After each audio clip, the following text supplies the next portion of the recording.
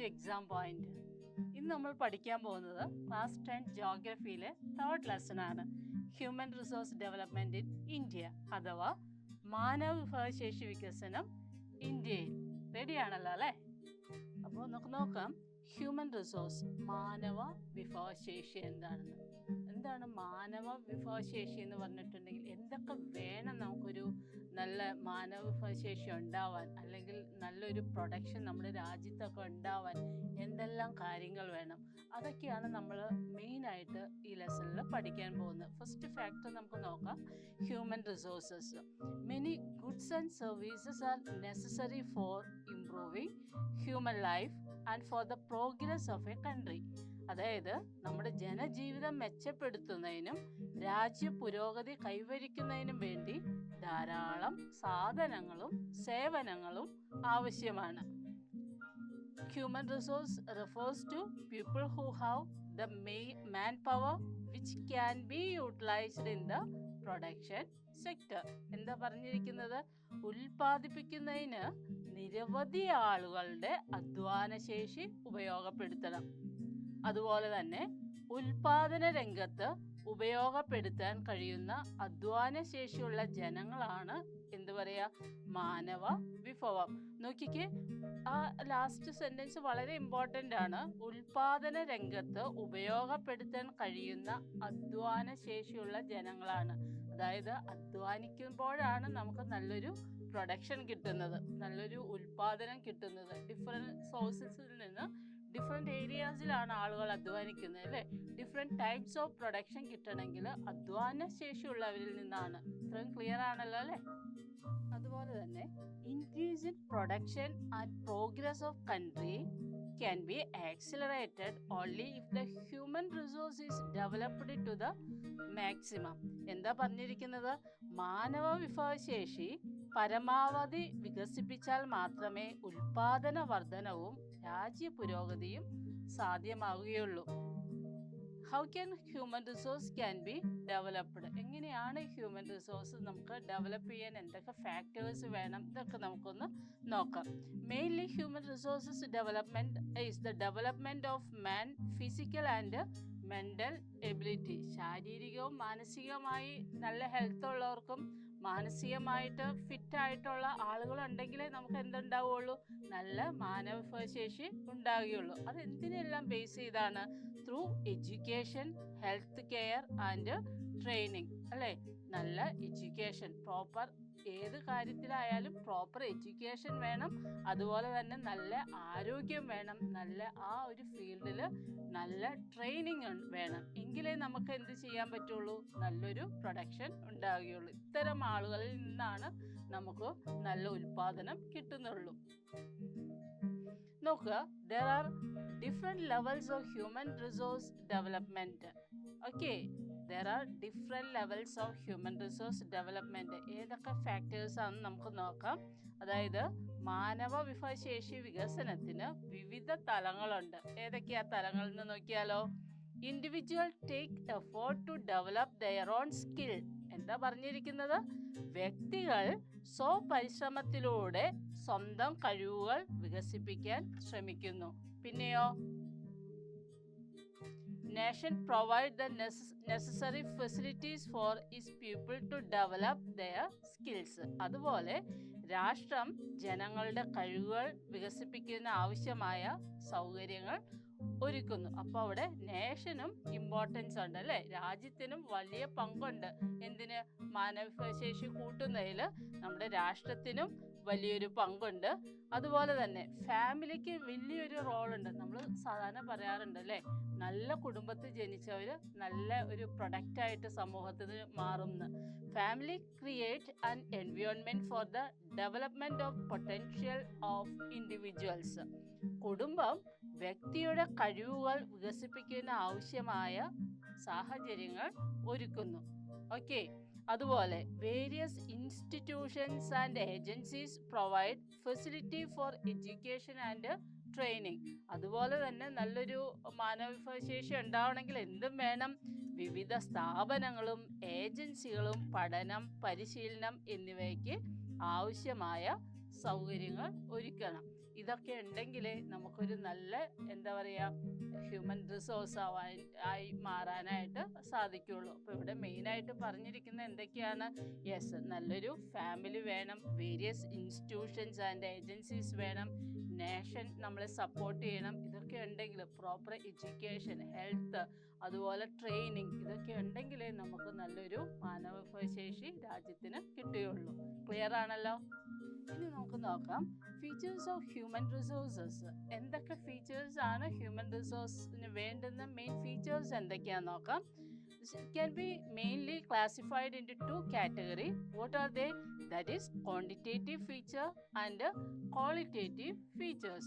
നോക്കുക, quantitative feature വീണ്ടും main factors ഏതൊക്കെയാണെന്ന് നോക്കുക. Size of population, depends upon size of population, growth of population and population structure. നോക്കിയേ, ഈ size of population, one more factor is there, population density. Okay, ഇനി growth of population എന്തിനെ depend ചെയ്തിരിക്കുന്നു? Birth rate and death റേറ്റിനെ depend ചെയ്തിട്ടാണ് growth of population. അതുപോലെ തന്നെ population structure depend ചെയ്തിരിക്കുന്ന എന്തിനൊക്കെയാണ്? Age structure, sex ratio, labour force participation and dependency ratio. Okay, ഇനി നോക്കിക്കേ, ക്വാളിറ്റേറ്റീവ് ഫീച്ചേഴ്സിൽ എന്തൊക്കെയാ പറയുക? അതിന് sub divide main to factors. One is education, then health care, then literacy rate. Okay, and next one is life expectancy. Okay, എന്തൊക്കെയാണെന്ന് ഒന്നുകൂടെ നമുക്ക് നോക്കാം. അതായത് മാനവവിഭവം മെയിനായിട്ട് ഗണപരമായ സവിശേഷതകൾ, ഗുണപരമായ സവിശേഷതകൾ. എന്താ ഈ ഗണപരവും ഗുണപരവും എന്നൊക്കെ പറയുന്നത്?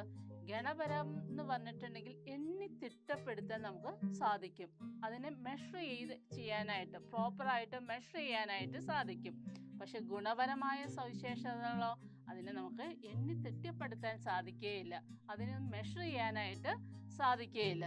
ഇനി ഗുണപരമായ സവിശേഷതകൾ, അതിൻ്റെ ഫാക്ടേഴ്സ് എന്തൊക്കെയാണെന്ന് ഇപ്പം ജസ്റ്റ് മുമ്പ് നമ്മൾ പറഞ്ഞേ ഉള്ളൂ. ഏതൊക്കെയായിരുന്നു? ജനസംഖ്യയുടെ വലിപ്പം, ജനസംഖ്യാ വളർച്ച, ജനസംഖ്യാ ഘടന, ജനസാന്ദ്രത, അല്ലേ?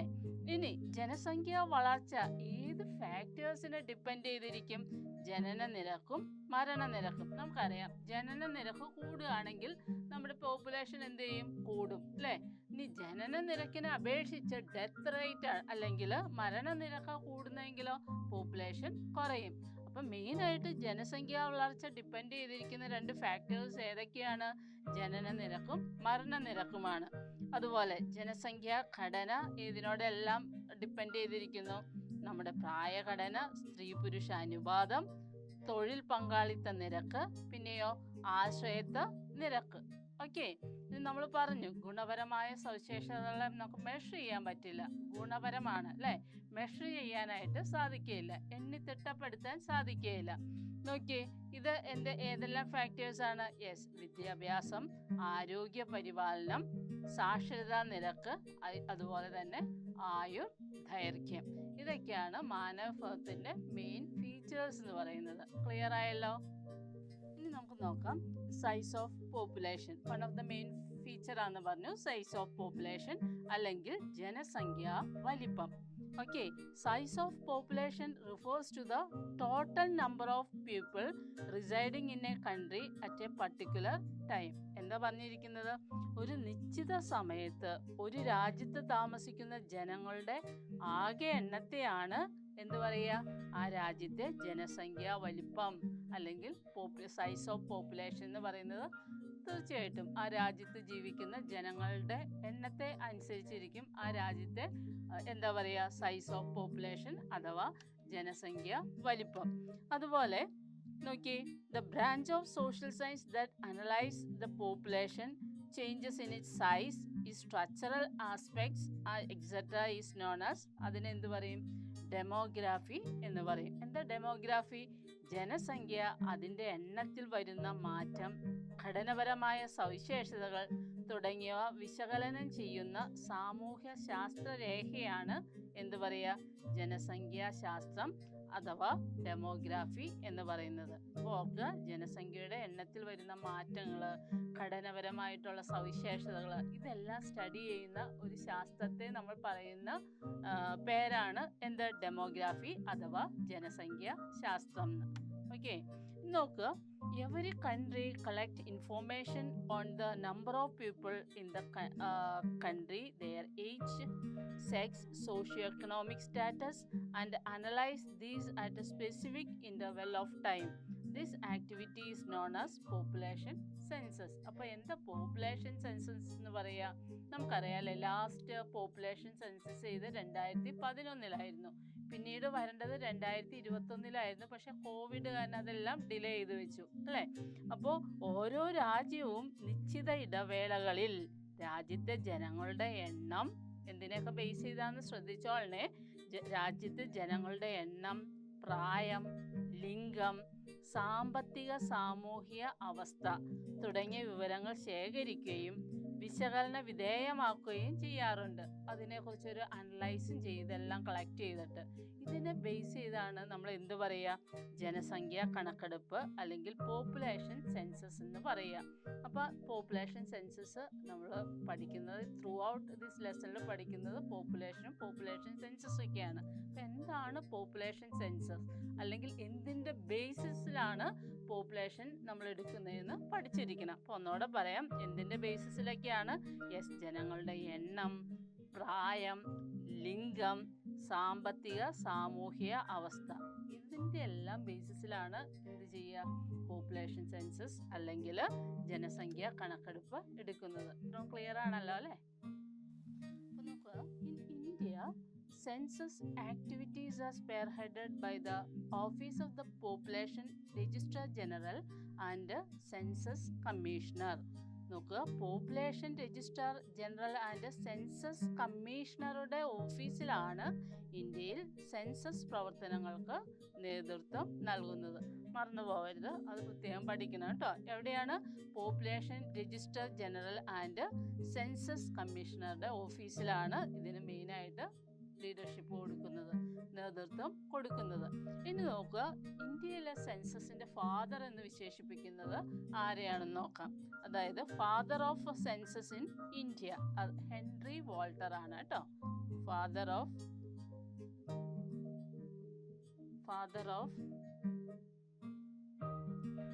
സെൻസസ് ഇൻ ഇന്ത്യ ആരാണ്? അതൊരു GK ഫാക്റ്റ് ആയിട്ടൊക്കെ പഠിക്കാം. ആരാണ്? Henry Walter.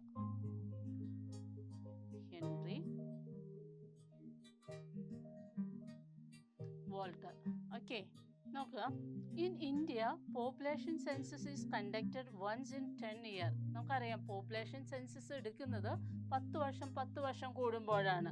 The last census was conducted in 2011. Last census എടുത്തത് ഏത് വർഷമായിരുന്നു? 2011. പിന്നീട് എടുക്കേണ്ടത് 2021. അപ്പോൾ കോവിഡ് ഒക്കെ ആയാലും അതിന് ഡിലേ വന്നിരുന്നു. ഇന്ത്യയിൽ 10 വർഷത്തിനൊരിക്കലാണ് ജനസംഖ്യാ കണക്കെടുപ്പ് നടക്കുന്നത്. അവസാനമായി 2011 മാർച്ച് 1 അടിസ്ഥാനമാക്കിയാണ് ജനസംഖ്യാ വിവരങ്ങൾ ശേഖരിച്ചത്. ഓക്കെ, നോക്കുക. According to this census there are 121.02 crore people in India. അതായത് 2011 കണക്കനുസരിച്ച് എത്ര കോടി ജനങ്ങൾ ഇന്ത്യയിൽ ഉണ്ടായിരുന്നു? 121.02 കോടി ജനങ്ങൾ ഉണ്ടായിരുന്നു. അതിൽ 58.65 കോടി ജനങ്ങൾ സ്ത്രീകളും 62.37 62.37 കോടി ജനങ്ങൾ പുരുഷന്മാരുമാണ്. ഈ സെൻസസിൽ പുരുഷന്മാരുടെ എണ്ണമാണ് കൂടുതൽ. ഓക്കെ, ഔട്ട് ഓഫ് ഇപ്പോൾ ടീച്ചർ പറഞ്ഞു തന്നെ, out of this 58.65 crore are females and 62.37 crores are males. Why are population studies conducted? എന്തിനു വേണ്ടിയാണ് ഈ പോപ്പുലേഷൻ സ്റ്റഡീസ് ഒക്കെ ഉണ്ടാവുന്നത്? Population studies help the government to quantitatively assess different needs of the people and plan to activities and programmes accordingly. ഇത് നല്ലൊരു important question ആണ്. ഈ ലെസണിൽ നിന്ന് സാധാരണ നമുക്ക് എസ് എ ക്വസ്റ്റ്യൻസ് ഒന്നും ചോദിക്കാറില്ല അധികം. മാക്സിമം ഒരു 5 മാർക്ക് ക്വസ്റ്റ്യൻസ് വരാറുണ്ട്. 3 മാർക്ക് 5 മാർക്ക് അല്ലെങ്കിൽ 1 മാർക്ക് ക്വസ്റ്റ്യൻസ് ഒക്കെയാണ് കൂടുതലായിട്ട് നമ്മൾ കാണുന്നത്. നോക്കിയേ, എന്തിനാണ് ജനസംഖ്യാ പഠനം നടത്തുന്നത്? ജനസംഖ്യാ പഠനം നടത്തുന്നത് കൊണ്ട് എന്തൊക്കെയാണ് ഗുണങ്ങൾ? ജനങ്ങളുടെ വിവിധ ആവശ്യങ്ങളുടെ അളവ് നിശ്ചയിക്കാനും പ്രവർത്തന പരിപാടികളിൽ ആസൂത്രണം ചെയ്യാനും സർക്കാരിന് സാധിക്കുന്നു. ഇത് മറ്റെന്തിനെല്ലാം സഹായിക്കുന്നു എന്ന് നമുക്ക് നോക്കാം. അപ്പോൾ അതൊരു ഇമ്പോർട്ടൻ്റ് ആയിട്ടുള്ളൊരു ക്വസ്റ്റ്യൻ ആണ്. അത് നോട്ട് ചെയ്ത് പഠിക്കണം. ക്ലിയർ ആണല്ലോ അല്ലേ? അപ്പോൾ ഈ പോപ്പുലേഷൻ സ്റ്റഡീസ് കൊണ്ടുള്ള ഗുണങ്ങൾ എന്തൊക്കെയാണെന്ന് നമുക്കിനി നോക്കാം. That informs the availability of human resources in a country. അതായത് രാജ്യത്തെ മാനവ വിഭവശേഷിയുടെ ലഭ്യത അറിയാനായിട്ട് സാധിക്കും. And depicts the extent of basic facilities required by the people. പിന്നെയോ ജനങ്ങൾക്ക് ആവശ്യമായ അടിസ്ഥാന സൗകര്യങ്ങൾ എത്രയാണെന്ന് അറിയാനായിട്ട് സാധിക്കും. അതുകൂടാതെ quantify the goods and service required. ആവശ്യമായ സാധനങ്ങളുടെയും സേവനങ്ങളുടെയും അളവ് തിട്ടപ്പെടുത്താനും സാധിക്കും. പിന്നെയോ it determines the socio economic development policies. സാമ്പത്തിക സാമൂഹ്യ വികസന നയങ്ങൾ രൂപീകരിക്കുക. ഇതൊക്കെ നമുക്ക് അറിയാനായിട്ട് സാധിക്കുന്നത് ഈ പോപ്പുലേഷൻ സ്റ്റഡീസിലൂടെയാണ്. അതുപോലെ according to United Nation Organisation report 2014, the world population is 724.4 crores. നോക്കിക്കേ, യുണൈറ്റഡ് നേഷൻ UN-യുടെ സ്റ്റഡീസിൽ 2014 കണക്ക് പ്രകാരം എത്രയാണ് വേൾഡിലെ പോപ്പുലേഷൻ എന്ന് പറയുന്നത്? യെസ്, ലോക ജനസംഖ്യ എത്രയാണെന്നാണ് പറഞ്ഞത്? 724.4 കോടിയാണ്. 1 in 6 person of the world population is an Indian. 17.5% of world population is in India. നോക്കിക്കേ, ടോട്ടൽ പോപ്പുലേഷൻ പറഞ്ഞിരിക്കുന്നത് എത്രയാണ്? 724.4 crore ആണ് അല്ലേ? അതിൽ 17.5% വേൾഡ് പോപ്പുലേഷനിലെ 17.5% എവിടെയാണ്? That is in India. നോക്കിയേ, China rank first in position with 19.4% and India rank in second. ഇത് നോക്കുക, 2014 കണക്കാണ്. നമുക്കറിയാം അറ്റ് പ്രസന്റ് സ്റ്റേജ് 2023 പോപ്പുലേഷനിൽ ഫസ്റ്റ് നിൽക്കുന്ന ആരാണ്? ഇന്ത്യയാണ് അല്ലേ? സെക്കൻഡ് ആരാണ്? ചൈനയാണ്. ഇത് 2014 കണക്കാണ് കേട്ടോ. നോക്കിയ, ലോക ജനസംഖ്യയുടെ 17.5% ഇന്ത്യയിലാണ്. 19.4% ജനസംഖ്യ ഉള്ളത് ചൈനയാണ്. ചൈനയാണ് 1ാം സ്ഥാനത്തും ഇന്ത്യ 2ാം സ്ഥാനത്തുമാണ്. നോക്കണേ, 2014 കണക്കാണ്. China rank first in position with 19.4%. നോക്കി, ഇന്ത്യക്ക് അന്നേരം എത്ര പെർസെൻറ്റേജ് ഉള്ളൂ? 17.5% ഉള്ളൂ. ബട്ട് അറ്റ് പ്രസന്റ് സിറ്റുവേഷൻ ആരാണ് നമ്പർ 1 നിൽക്കുന്നത്? യെസ്, നമ്മുടെ ഇന്ത്യയാണ് അല്ലേ? അപ്പോൾ ഇന്ത്യയിൽ അറ്റ് പ്രസന്റ് സ്റ്റേജിൽ യൂത്ത് കൂടുതലാണ്. യൂത്ത് കൂടുതലുള്ളപ്പോൾ എന്താ? നമ്മുടെ പ്രൊഡക്ഷൻ, ഇപ്പോൾ ഇത്രയും നാൾ നമ്മൾ പഠിച്ചിരുന്നു ഡെവലപ്ഡ് നേഷൻ എന്ന് പഠിച്ചിരുന്നു. പക്ഷെ ഇത്രയും യൂത്തൊക്കെ ഉള്ളപ്പോൾ എല്ലാവരും വിചാരിച്ചാൽ ഒരു പക്ഷേ എന്താക്കാം, നമ്മുടെ രാജ്യം ഒരു ഡെവലപ്പിംഗ് നേഷനിലേക്ക് ആവാം. അങ്ങനെ ആവട്ടെ എന്ന് നമുക്ക് എല്ലാവർക്കും ആഗ്രഹിക്കാം അല്ലേ? India and China can play major role in making human resources. എപ്പോഴും യൂത്ത് അല്ലെങ്കിൽ ആളുകൾ കൂടുതലുള്ള രാജ്യങ്ങളായിരിക്കും എന്താ കൂടുതൽ ഹ്യൂമൻ റിസോഴ്സ് ഉണ്ടാവുക അല്ലെങ്കിൽ കൂടുതൽ പ്രൊഡക്ഷൻ ഉണ്ടാവുക അത്തരം രാജ്യങ്ങളിലായിരിക്കും അല്ലേ? ഇവിടെ നോക്കിക്കേ, മാനവ വിഭവശേഷി ലഭ്യമാക്കുന്നതിൽ ഇന്ത്യക്കും ചൈനയ്ക്കും പ്രധാന പങ്ക് വഹിക്കാനാവും. അതുപോലെ the USA, Japan, China, that nation can attain high economic development through better human resource development.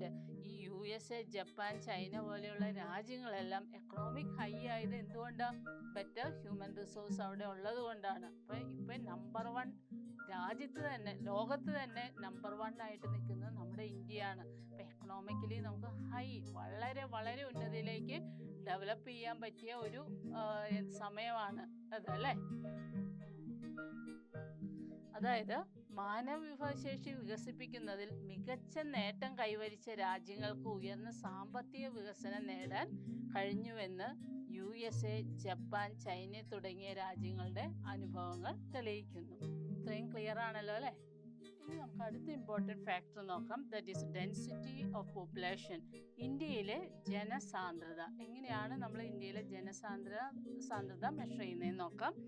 Density of population refers to the number of people per square kilometer area.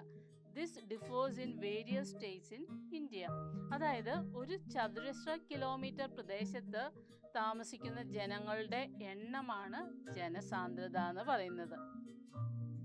Okay, ഇന്ത്യയിലെ വിവിധ സംസ്ഥാനങ്ങളിലെ ജനസാന്ദ്രത വ്യത്യസ്തമാണ്. ഇന്ത്യയിൽ ഡിഫറെൻറ്റ് സ്റ്റേറ്റ്സ് ഉണ്ട് അല്ലേ? അതുപോലെ തമിഴ്നാട്, കർണാടക, കേരള എല്ലായിടത്തും ഒരേ ജനസാന്ദ്രതയായിരിക്കുമോ? അല്ല, ഓരോ സ്റ്റേറ്റിലും വ്യത്യസ്ത ജനസാന്ദ്രതയാണ്. ഇപ്പോൾ ഡെൻസിറ്റി ഓഫ് പോപ്പുലേഷൻ എന്ന് ടീച്ചർ ഒരു ചെറിയ പിക്ചർ വരയ്ക്കാം. നോക്കുക, അതിൽ ടീച്ചർ ഒരു സ്ക്വയർ വരച്ചു. സ്ക്വയർ എന്ന് പറഞ്ഞാൽ അറിയാലോ, സൈഡ്. ഇപ്പോൾ ഇവിടെ 1 എന്താ പറയുക, yes, refers per square kilometre. 1 kilometre ആണ് 1 സ്ക്വയർ. 1 സെൻറ്റിമീറ്റർ ആണെന്ന് വിചാരിക്കുക. ഇവിടെ 1 ആണെന്ന് വിചാരിക്കുക. ഇവിടെ 1 ആണെന്ന് വിചാരിക്കുക. ഇവിടെ 1 ആണെന്ന് വിചാരിക്കുക. നോക്കിയാൽ എന്താ ഡെൻസിറ്റി? ഈ സ്ക്വയറിൻ്റെ ഔട്ട് സൈഡിൽ ഇങ്ങനെ മൊത്തം കാണുന്ന ഇവിടെ താമസിക്കുന്ന മൊത്തം ജനങ്ങളെയാണ് നമ്മൾ ഇന്ത്യയിലെ ടോട്ടൽ പോപ്പുലേഷൻ എന്ന് പറയുക കേട്ടോ. ഇന്ത്യയിലെ ടോട്ടൽ പോപ്പുലേഷൻ എന്ന് പറയുന്നത് അതാണ്. സർക്കിളിനുള്ളിലുള്ള മൊത്തം താമസിക്കുന്ന ജനങ്ങളെയാണ് ടോട്ടൽ പോപ്പുലേഷൻ ഓഫ് ഇന്ത്യ എന്ന് പറയുക. ഇവിടെ നോക്കിക്കേ, ഇവിടെ ഒരു ചതുരശ്ര കിലോമീറ്റർ പ്രദേശത്ത് താമസിക്കുന്ന, ഇവിടെ ഒരു ചതുരശ്ര കിലോമീറ്ററിൽ താമസിക്കുന്ന ജനങ്ങളുടെ എണ്ണത്തെയാണ് എന്ത് പറയുക, ജനസാന്ദ്രത എന്ന് പറയുക. ആ സ്ക്വയർ അത് മനസ്സിലാക്കാൻ വേണ്ടി ടീച്ചർ ആ സ്ക്വയർ വരച്ചു എന്നേ ഉള്ളൂ. ഒരു ചതുരശ്ര കിലോമീറ്റർ ചുറ്റളവിൽ താമസിക്കുന്ന ആളുകളുടെ എണ്ണത്തെയാണ് ജനസാന്ദ്രത എന്ന് പറയുന്നത്. നോക്കുക, പോപ്പുലേഷൻ ഗ്രോത്ത് റേറ്റ് ഇൻ ഇന്ത്യയുടെ ജനസംഖ്യാ വളർച്ചാ നിരക്ക് എന്തിനെല്ലാം ഡിപ്പെൻഡ് ചെയ്തു നോക്കാം. Population growth refers to the increase the number of people in an area within specific period of time. അതായത് ഒരു പ്രദേശത്തെ ജനസംഖ്യയിൽ നിശ്ചിത കാലയളവിൽ ഉണ്ടാകുന്ന വർധനവിനെയാണ് ജനസംഖ്യാ വളർച്ച എന്ന് പറയുന്നത്. അതായത് ഗ്രോത്ത് ഓഫ് പോപ്പുലേഷൻ എന്ന് പറയുന്നത്. അത് ഓർക്കണേ. Population growth refers to increase the number of people in an area within a specific period. ഒരു പ്രദേശത്തെ ജനസംഖ്യയിൽ നിശ്ചിത കാലയളവിൽ ഉണ്ടാവുന്ന വർധനവിനെയാണ് എന്ത് പറയുക, പോപ്പുലേഷൻ അല്ലെങ്കിൽ ജനസംഖ്യാ വളർച്ചാ നിരക്ക് എന്ന് പറയുന്നത്. It is indicated in terms of percentage states in increase in a year as compared to the previous year. എന്താ പറഞ്ഞിരിക്കുന്നത്? ജനസംഖ്യ മുൻ വർഷത്തെ അപേക്ഷിച്ച് എത്ര ശതമാനം, നേരത്തെയല്ല കേട്ടോ, എത്ര ശതമാനം വർദ്ധിച്ചു എന്നതാണ് ജനസംഖ്യാ വളർച്ചാ നിരക്ക് കാണിക്കുന്നത്. ഇന്ത്യയുടെ ജനസംഖ്യാ വളർച്ചാ നിരക്ക് സൂചിപ്പിക്കുന്ന പട്ടിക നമുക്ക് നോക്കാം. ഇത്രയും ക്ലിയർ ആയല്ലോ അല്ലേ? അപ്പം നമുക്ക് നോക്കാം പോപ്പുലേഷൻ റേറ്റ് ഓരോ വർഷം എങ്ങനെയാണെന്ന്. 1951 36.11 crore ആയിരുന്നു. 1961 ആയപ്പോഴോ 43.90 crore ആയി. 71 54.82 crore ആയി. ദെൻ 81 വന്നപ്പോൾ 68.33 crore ആയി. അങ്ങനെ 2011 വന്നപ്പോൾ 121.02 crore. ഇത്രയും ജനസംഖ്യയായി. ഇനി നോക്കിയേ, ഡീക്കാഡൽ ഗ്രോത്ത് റേറ്റ്, അതായത് ഓരോ 10 വർഷങ്ങൾക്കും ഇടയിലുള്ള ഗ്രോത്ത് റേറ്റ് എങ്ങനെയാണെന്ന് നോക്കാം. 41 to 51 എത്ര റേറ്റ് കൂടി? 13.31. ഇനി 51 to 61 റേറ്റ് എത്രയാണ് കൂടിയത്? 21.64. അത്രയും റേറ്റാണ് ആ 10 വർഷം കൊണ്ട് പോപ്പുലേഷൻ കൂടിയത്. 61 to 71 that is 24.80. അങ്ങനെ 2001 to 11 എത്രയായിരുന്നു പോപ്പുലേഷൻ റേറ്റ് കൂടിയത്? ദാറ്റ് ഈസ് 17.64 ആയിരുന്നു. ക്ലിയർ ആണല്ലോ അല്ലേ?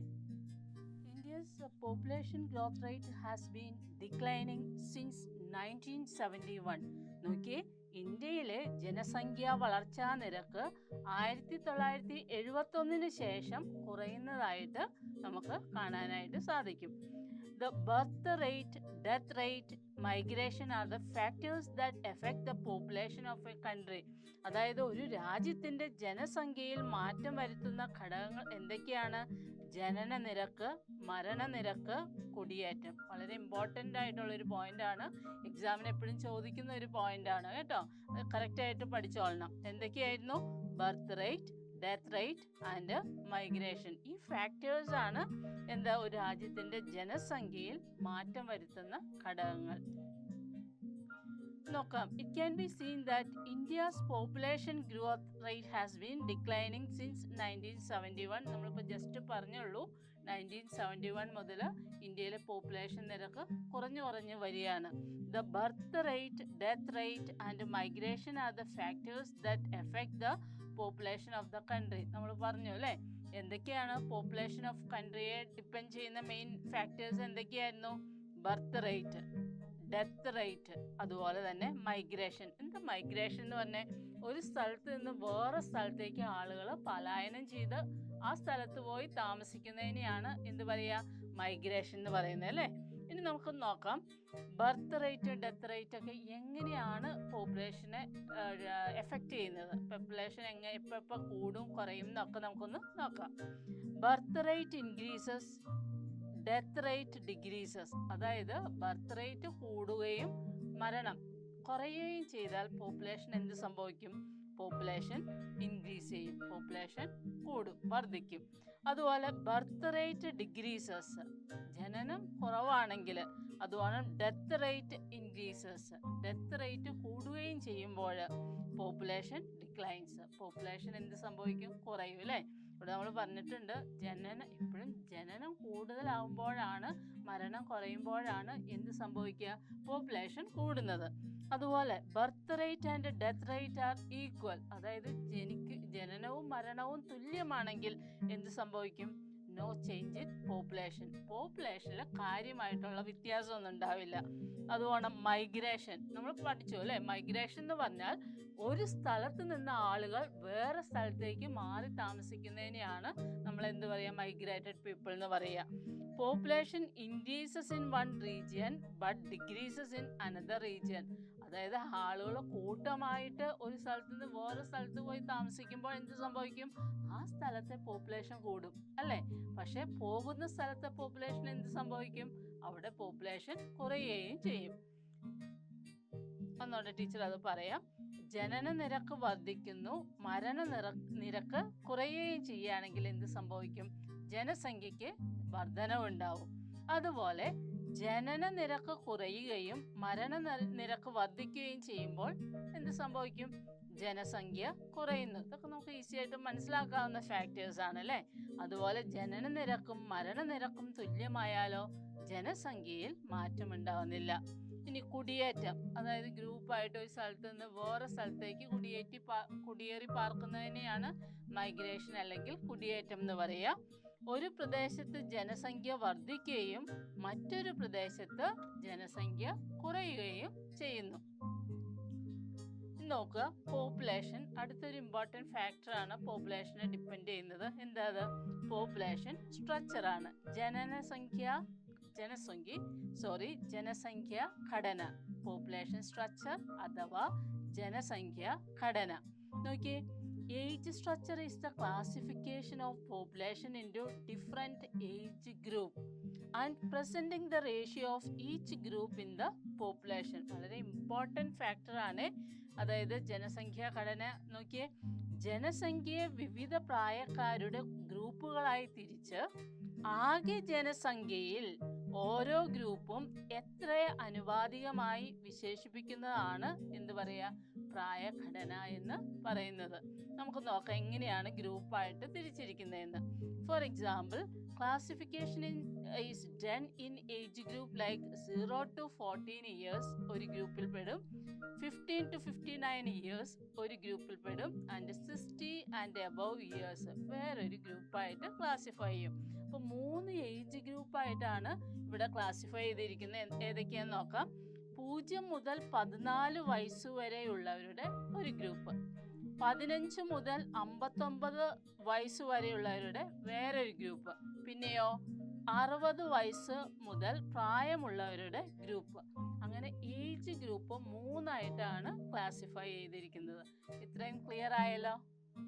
അപ്പോൾ നമുക്ക് ഇവിടെ ഒരു ഏജ് സ്ട്രക്ചർ ഡിസ്ട്രിബ്യൂഷൻ പോപ്പുലേഷനെ കാണിക്കാനായിട്ട് നമുക്കൊരു ഡയഗ്രാം തന്നിട്ടുണ്ട്. അത് ബേസ് ചെയ്ത് താഴെ കുറച്ച് ക്വസ്റ്റ്യനും തന്നിട്ടുണ്ട്. നമുക്കതൊന്ന് ആൻസർ ചെയ്താലോ? നോക്കിയേ, what percentage of total population belong to the age group of 0 to 14 years. അപ്പോൾ ഇവിടെ നോക്കുക, 0 to 14 ഇയേഴ്സ് ഇവർ ഡയറക്റ്റ് തന്നിട്ടില്ല അല്ലേ, പക്ഷെ തന്നിട്ടുണ്ട് 0 to 4 തന്നിട്ടുണ്ട്, 5 to 9 തന്നിട്ടുണ്ട്, 10 to 14 തന്നിട്ടുണ്ട്. അപ്പോൾ 0 to 14 കാണാൻ ഇത് മൂന്നും ആഡ് ചെയ്താൽ മതിയല്ലോ, നമുക്ക് ആൻസർ കിട്ടുമല്ലോ. അപ്പോൾ നമുക്കൊന്ന് ചെക്ക് ചെയ്ത് നോക്കാം എങ്ങനെയാണെന്ന്.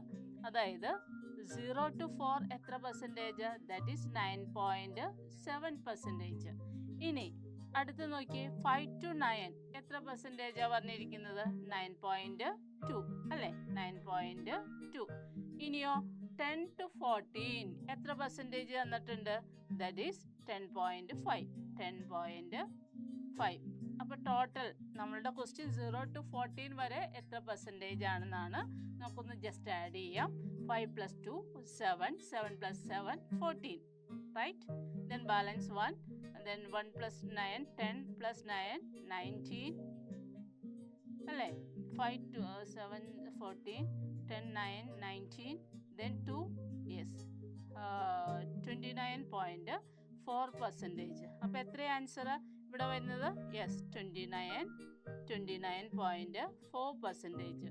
ക്ലിയർ ആണല്ലോ? അടുത്ത് നോക്കിക്കേ, what percentage of total population belong to the age group of 16 years and above? What percentage of total population belong to age group 16 years? That is given directly. 16 plus എത്രയാണ് നമുക്ക് തന്നിരിക്കുന്നത്? That is 8.0 അല്ലേ, 8.0% directly തന്നിട്ടുണ്ട്, 8.0%. Last question നോക്കിക്കേ, what percentage of total population belong to the age group 15 to 59 years? 15 to 59 ഇയേഴ്സും directly നമുക്ക് തന്നിട്ടുണ്ട്. എത്രയുണ്ട്? That is 62.5%. 62.5% ആണ് പോപ്പുലേഷൻ. ക്ലിയർ ആണല്ലോ അല്ലേ? ഇനി നമുക്ക് അടുത്തായിട്ട് നോക്കാം, labour force participation rate. Labour force participation rate എന്ന് പറഞ്ഞാൽ എന്താണ്? It is the ratio of population in the age group 15 to 19, okay, and who are either employed or actively looking for jobs. ഇത് വളരെ ഇമ്പോർട്ടൻ്റ് ആണ്. എന്താ പറയുക, നമ്മുടെ human റിസോഴ്സിൽ ഏറ്റവും ഇമ്പോർട്ടൻ്റ് ആയിട്ടുള്ളൊരു പോർഷനാണത്. എന്താ അത്? 15 വയസ്സിനും 59 വയസ്സിനും ഇടയിൽ പ്രായമുള്ളവരിൽ തൊഴിലുള്ളവരും തൊഴിൽ അന്വേഷിക്കുന്നവരുമായവരുടെ എണ്ണം ആകെ ജനസംഖ്യയും തമ്മിലുള്ള അനുപാതമാണ് തൊഴിൽ പങ്കാളിത്ത നിരക്ക്. എന്താ തൊഴിൽ പങ്കാളിത്ത നിരക്ക്? അതായത് ഇംഗ്ലീഷിൽ എന്ത് പറയും? Labour force participation rate. അത് വളരെ ഇമ്പോർട്ടൻ്റ് ആയിട്ടുള്ളൊരു പോർഷനാണ്. അപ്പോൾ എത്ര ഏജ് ഗ്രൂപ്പിലുള്ളവരെയാണ് ലേബർ ഫോഴ്സ് പാർട്ടിസിപ്പേഷൻ റേറ്റിൽ വരുന്നത്? അതായത് 15 to 19 ആണ് അല്ലേ, സോറി ഇവിടെ 19 അല്ല 59 ആണ് കേട്ടോ. ഇവിടെ ഒരു സ്പെല്ലിംഗ് മീൻസ് പ്രിൻറ്റിംഗ് മിസ്റ്റേക്ക് ഉണ്ട്, സോറി. ദാറ്റ് ഈസ് എന്താണ്? 15 to 59 ആണ്. 15 വയസ്സിനും 59 വയസ്സിനും ഇടയിൽ പ്രായമുള്ളവരിൽ നമുക്കറിയാം ഈ 15 to 59 ഏജ് ഗ്രൂപ്പിൽ ജോലിയുള്ള ഒത്തിരി ആളുകളുണ്ട് അല്ലേ, അതുപോലെ ജോലി അന്വേഷിക്കുന്നവരുണ്ട്. ഇവരാണ് യഥാർത്ഥത്തിൽ എന്താ പറയുക, റിയൽ പ്രോഡക്ട്സ് എന്ന് പറയാം. നമ്മുടെ ഹ്യൂമൻ റിസോഴ്സ് ഏറ്റവും ഇമ്പോർട്ടൻ്റ് ആയിട്ടുള്ള ഏജ് ഗ്രൂപ്പ് എന്ന് പറയുന്നത് ഇവരാണ്. കാരണം നല്ലതുപോലെ ജോലി എടുത്താലാണ് നമ്മുടെ നല്ല പ്രൊഡക്ഷൻ ഉണ്ടാവുള്ളൂ. നല്ല പ്രൊഡക്ഷൻ ഉണ്ടായാലാണ് നല്ല എക്കണോമി ഉണ്ടാവുള്ളൂ. അങ്ങനെയാണ് നമ്മുടെ രാജ്യം എക്കണോമിക്കൽ ഡെവലപ്മെൻറ്റ് കാണിക്കുള്ളൂ അല്ലേ. അപ്പോൾ ഏറ്റവും ഇമ്പോർട്ടൻ്റ് ആയിട്ടുള്ള ഏജ് ഗ്രൂപ്പ് എന്ന് പറഞ്ഞാൽ തികച്ചും 15 to 59 വയസ്സാണ്. അപ്പോൾ മനസ്സിലായല്ലോ അല്ലേ ലേബർ ഫോഴ്സ് പാർട്ടിസിപ്പേഷൻ റേറ്റ്.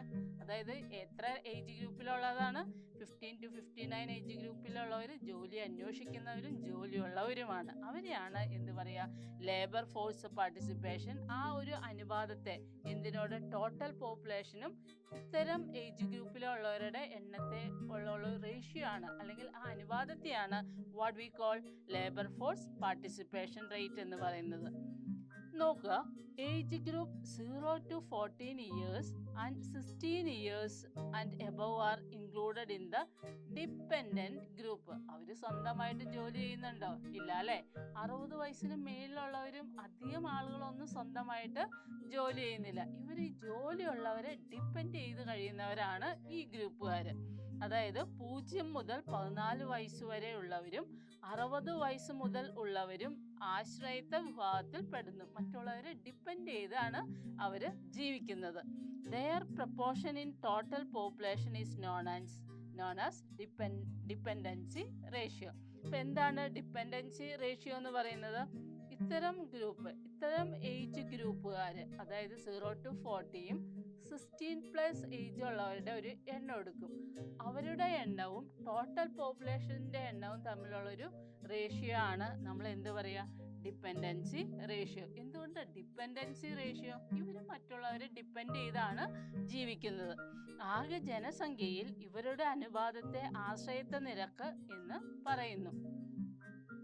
ഇനി നോക്കുക, this group depend on the working force of the country. Working force of the country എന്ന് പറയുന്നത് ഏതാ? യെസ്, 15 to 59 ഏജ് ഉള്ളവരാണ് മെയിനായിട്ട് വർക്ക് ചെയ്യുന്നവർ. അവരെയാണ് ഈ ഗ്രൂപ്പുകാർ 0 to 40യും 60+ ആളുകളും ഡിപ്പെൻഡ് ചെയ്യുന്നത്. അധ്വാന ശേഷിയുള്ള വിഭാഗത്തെ ആശ്രയിച്ച് കഴിയുന്നവരാണ് ഇത്തരം ആളുകൾ. ആശ്രയത്വ നിരക്ക് വർദ്ധിക്കുന്നത് ആളോഹരി വരുമാനം കുറയുന്നതിന് ഇടയാക്കുന്നു. അതായത് 0 to 40നും 60+ ആളുകൾ കൂടുന്നത് എന്താണ്? നമ്മളുടെ വരുമാനം കുറയാനായിട്ട്, ആളോഹരി വരുമാനം കുറയാനായിട്ട് ഇടയാക്കും. കാരണം ഒരു വീട്ടിൽ ചെറിയ കുട്ടികൾ കൂടുതലും മുതിർന്നവർ കൂടുതലും ഉള്ള വീട്ടിൽ എന്താ പറയുക, ഒരു ഗൃഹനാഥൻ അധ്വാനിച്ചു കൊണ്ടുവരുന്നത് അവർക്ക് കഴിയാനുള്ളതേ ഉള്ളൂ അല്ലേ? അല്ലാണ്ട് വേറെ കാര്യങ്ങൾക്ക് ഉപയോഗിക്കാനുള്ളൊരു എമൗണ്ട് അവരുടെ കയ്യിലേക്ക് വരുന്നില്ല. അതാണ് ഉദ്ദേശിക്കുന്നത്. ആളോഹരി വരുമാനം കുറയാനായിട്ട് ഇടയാകും. Increase in the dependency ratio decreases per capital income. അതായത് നമ്മുടെ ആളോഹരി വരുമാനം കുറയുകയും ചെയ്യുന്നു. നമുക്ക് നോക്കാം, the sex ratio plays an important role determining the human resource of country census 2011. Sex ratio in India is എത്രയാ? 940. Sex ratio is the number of female per 1000 males. Okay, നമുക്ക് നോക്കാം എന്താ വന്നതെന്ന്. ഒരു രാജ്യത്തിൻ്റെ മാനവ വിഭവശേഷി നിർണ്ണയിക്കുന്നത് എന്തിനെ ബേസ് ചെയ്താണ്? ആ രാജ്യത്തെ സ്ത്രീ പുരുഷ അനുപാതം വിശകലനം ചെയ്യേണ്ടതുണ്ട്. 100 പുരുഷന്മാർക്ക് എത്ര സ്ത്രീകൾ എന്നതാണ് സ്ത്രീ പുരുഷ അനുപാതം. നോക്കണേ, സ്ത്രീ പുരുഷ അനുപാതം എന്ന് പറയുന്നത് 100 പുരുഷന്മാരല്ല, 1000 പുരുഷന്മാർക്ക് 1000 പുരുഷന്മാർക്ക് എത്ര സ്ത്രീകൾ എന്നതാണ് സ്ത്രീ പുരുഷ അനുപാതം എന്ന് പറയുന്നത്. 2011 സെൻസസ് അനുസരിച്ച് ഇന്ത്യയിലെ സ്ത്രീ പുരുഷ അനുപാതം എത്രയായിരുന്നു? 940 ആയിരുന്നു. ഇത്രയും ക്ലിയർ ആണല്ലോ അല്ലേ? നമുക്ക് നോക്കാം, what are the qualitative factors that improve labour potential. ഏതെല്ലാം ക്വാളിറ്റേറ്റീവ് ഫാക്ടേഴ്സിനെയാണ് ലേബർ പ്രൊട്ടക്ഷൻ ഇൻക്ലൂഡ് ചെയ്യുന്നത് നമുക്ക് നോക്കാം. എഡ്യൂക്കേഷൻ, എന്താ? വിദ്യാഭ്യാസം. ഹെൽത്ത് കെയർ, ആരോഗ്യ പരിശീലനം വേണം. പിന്നെയോ ട്രെയിനിങ്, വ്യക്തമായ പരിശീലനം കിട്ടണം. സോഷ്യൽ ക്യാപിറ്റൽ, അതുപോലെ സാമൂഹിക മൂലധനം വേണം. ഇനി നമുക്ക് നോക്കാം, ഈ ഒരു ഇംപ്രൂവ്ഡ് ഹ്യൂമൻ റിസോഴ്സിന്, ഹ്യൂമൻ റിസോഴ്സ് ഇംപ്രൂവ് ചെയ്യാൻ എന്തൊക്കെ വേണം നമുക്ക് നോക്കാം. Productivity of the workers increases, അതായത് തൊഴിലാളികളുടെ പ്രൊഡക്ടിവിറ്റി കൂട്ടണം. അതുപോലെ എൻ്റർപ്രണർഷിപ്പ് ഇംപ്രൂവ്സ്, സംരംഭകത്വം മെച്ചപ്പെടുത്തണം. അതുപോലെ social welfare is ensured, social welfare അത് നമ്മൾ എൻഷുർ ചെയ്യണം. എക്കണോമിക് ഇനിക്വാളിറ്റീസ് റെഡ്യൂസ്ഡ് അല്ലേ, അതായത് സാമ്പത്തിക അന്തരം നമ്മൾ കുറയുന്നു.